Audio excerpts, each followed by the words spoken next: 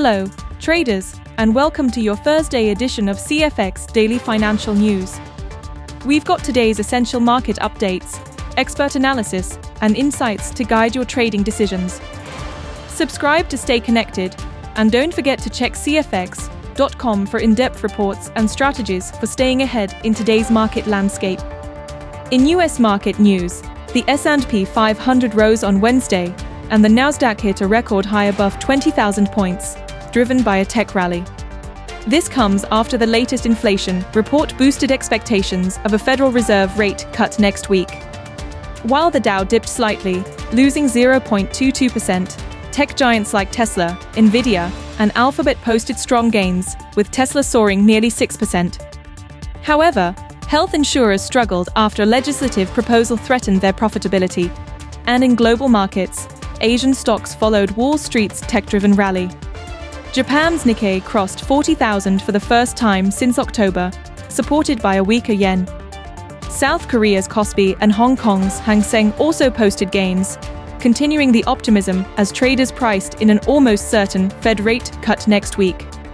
Meanwhile, the Australian dollar surged after surprisingly strong employment data, signaling resilience in the region. Turning to Forex, the US dollar steadied near a two-week high, bolstered by rising Treasury yields. Markets are pricing in a 98% chance of a quarter-point Fed rate cut next week, keeping the dollar strong. Elsewhere, the Australian dollar climbed on robust jobs data, while the euro held firm ahead of the European Central Bank's policy decision.